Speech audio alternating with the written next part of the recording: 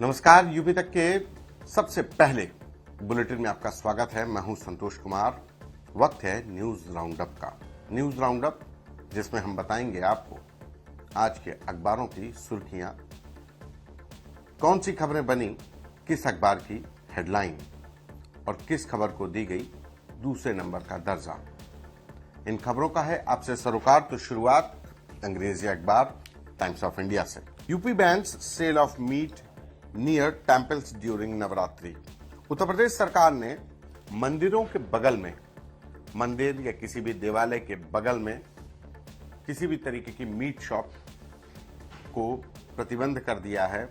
500 metre के दायरे में कोई भी ऐसी मीट शॉप नहीं लगेगी और रामनवमी पर ऐसी सभी दुकानें बंद होंगी। उत्तर प्रदेश सरकार ने आज से शुरू हो रहे चैत्र नवरात्रि को लेकर ये आदेश दिया है और इसको लेकर सभी जिलों के डीएम और एसपी को नगर विकास विभाग की तरफ से स्पष्ट निर्देश दे दिए गए हैं कि अपने इलाके में जितने भी अवैध स्लॉटर हाउस चल रहे हैं उस पर तो कार्रवाई तुरंत की जाए।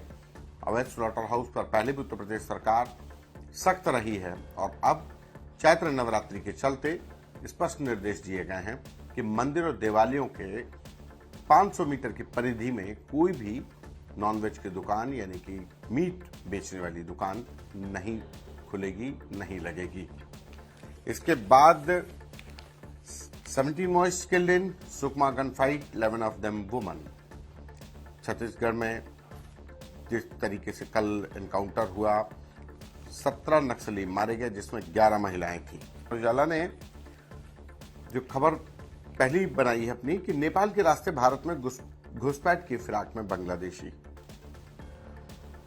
अमूमन जब भी घुसपैठ की बात होती है तो हमेशा से भारत नेपाल सीमा और खास करके उत्तर प्रदेश की इंडो नेपाल बॉर्डर हमेशा उन अवैध घुसपैठियों के लिए एक आसान रास्ता रहा है, क्योंकि एक बड़ा कई किलोमीटर का एक क्षेत्र ऐसा है जो कहा जाए कि रिहायशी इलाकों के साथ साथ जंगलात में है, चाहे वो लखीमपुर का एरिया हो, लखीमपुर, बहराइच, संत कबीर नगर, सिद्धार्थनगर, ये तमाम ऐसे जिले हैं जहां से इंडो नेपाल बॉर्डर गुजरता है।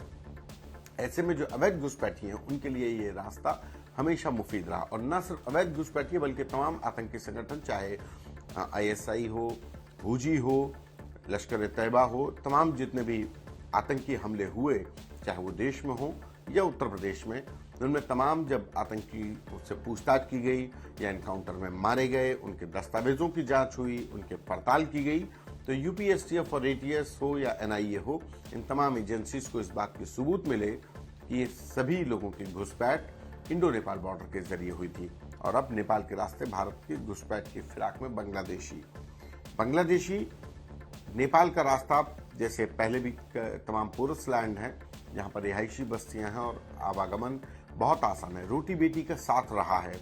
कहा जाता था कि भारत और नेपाल के बीच में रोटी बेटी का साथ है और तमाम ऐसी जगह हैं जहां पर आम तौर पर नेपाल के लोग इलाज कराने के लिए भारत में आते हैं और शादियां भी इंडो नेपाल बॉर्डर के तमाम इलाकों में आपस में होती हैं। ऐसे में ये रास्ते ही इनके लिए, बांग्लादेशियों के हो या फिर अवैध घुसपैठिए, उनके लिए मुफीद रहे हैं।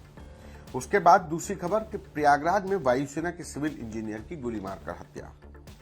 प्रयागराज का एयरफोर्स स्टेशन है बमरौली में, वहां जो इंजीनियर विंग के एसएन मिश्रा, सत्येंद्र नारायण मिश्रा की गोली मारकर हत्या कर दी गई।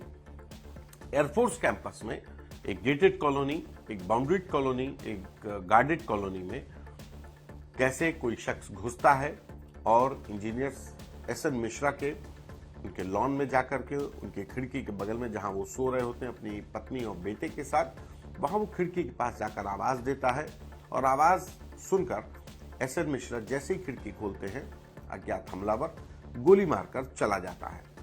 इस खबर को तरजीह दी हो, तरजीह इसलिए भी क्योंकि मामला वायुसेना का है, वायुसेना के आवासीय इलाके की सुरक्षा का है। बहरहाल इस पूरे मामले को लेकर एयरफोर्स की जो अपनी इंटरनल विंग्स हैं वो अलर्ट हैं और उसके साथ ही साथ प्रयागराज पुलिस भी इस मामले को इन्वेस्टिगेट कर रही है कि आखिर एसएन मिश्रा की जो कहा जाए कि सिर्फ हत्या करने के इरादे से जो शख्स आया उसके पीछे की वजह क्या थी, उसकी तलाश की जा रही है। और उसके बाद दूसरी खबर, नवरात्रि में धर्मस्थल के आसपास मांस बिक्री पर रोक, रामनवमी पर रहेगा पूर्ण प्रतिबंध।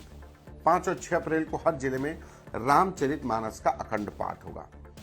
चैत्र नवरात्रि के चलते उत्तर प्रदेश सरकार ने एक और विशेष आदेश दिया है कि 5 और 6 अप्रैल को हर जिले में रामचरितमानस का अखंड पाठ होगा और इसको लेकर के व्यापक निर्देश दिए गए और साथ ही 500 मीटर के दायरे में मांस व अंडे की बिक्री पर भी रोक रहेगी।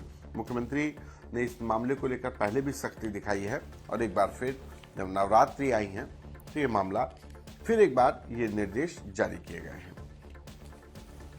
इसके बाद अगर बात करें अमर उजाला के दूसरे अंदर की खबरों की, तो आईएएस अभिषेक प्रकाश फिर सुर्खियों में है। अभिषेक प्रकाश पर विभागीय कार्रवाई शुरू हो चुकी है। क्योंकि अभिषेक प्रकाश सस्पेंड किए जा चुके थे, सस्पेंड करने के बाद चार्जशीट दी जाती है किसी भी अधिकारी को कि आपके ऊपर ये आरोप है और इस आरोप के एवज में आपकी क्या सफाई है। वो चार्जशीट अब अभिषेक प्रकाश को दे दी गई है। इन्वेस्ट यूपी के सीईओ रहते हुए अभिषेक प्रकाश के ऊपर घूसखोरी का आरोप लगा। एक सोलर एनर्जी का इन्वेस्टमेंट करने वाली कंपनी से 5% कमीशन मांगने का मामला सामने आया था। इसकी शिकायत चीफ सेक्रेटरी को की गई। चीफ सेक्रेटरी ने जांच की और उसी दिन एफआईआर दर्ज हुई गोमतीनगर थाने में, जिसमें एक शख्स पकड़ा गया, निकांत जैन। निकांत जैन बताया जा रहा है कि अभिषेक प्रकाश का करीबी था और अभिषेक प्रकाश के बिहाफ पर वही 5% कमीशन मांग रहा था। बहरहाल निकांत जैन लखनऊ जेल में बंद है, लेकिन अभी विभागीय कार्रवाई अभिषेक प्रकाश पर शुरू हुई है। निलंबन होने के बाद अब उनको चार्जशीट दे दी गई है। जो फ्रंट पे ली गई है वो है मुख्तार अंसारी गैंग के 2.5 लाख के इनामी शूटर अनुज कनौजिया को यूपीएसटीएफ ने मार गिराया है। यूपीएसटीएफ ने झारखंड के जमशेदपुर में एक ज्वाइंट ऑपरेशन में झारखंड पुलिस के साथ ज्वाइंट ऑपरेशन में अनुज कनौजिया को मार गिराया है। करीब 24 मुकदमे दर्ज थे, जिसमें कई गैंगस्टर एक्ट के लूट, डकैती, हत्या का प्रयास, जबरन धमकाना, ये तमाम मामले दर्ज थे। अनुज कनौजिया लंबे समय से करीब 5 साल से फरार था, जिसकी तलाश की जा रही थी और इसका इनपुट यूपीएसटीएफ को मिला। यूपीएसटीएफ की टीमें जब इसका पीछा करते हुए, इसकी जो ट्रैक करते हुए जमशेदपुर पहुंची तो एक जगह पर इसका ठिकाना मिला। उसी ठिकाने में इसके क्रॉस फायरिंग हुई। एक्सचेंज ऑफ फायर में यूपीएसटीएफ के डिप्टी एसपी डीके शाही के हाथ में भी गोली लगी है और इस एक्सचेंज ऑफ फायर में ये 2.5 लाख के इनामी अनुज कनौजिया मारा गया है। आईएएस अभिषेक प्रकाश को चार्जशीट। विमान ने असम के प्रोफेसर की मौत लखनऊ में उतारा।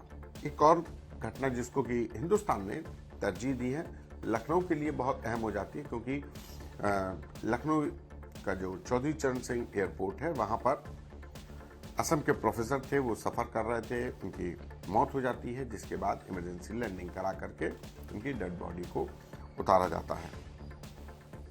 तो ये थी आज की प्रमुख खबरें न्यूज राउंडअप में, जिनका था आपसे सरोकार, जिनका था देश और प्रदेश की सियासत से सरोकार। देखते रहिए यूपी तक, बने रहिए हमारे साथ और समझते रहिए समाज, देश और प्रदेश की हर गतिविधि। नमस्कार।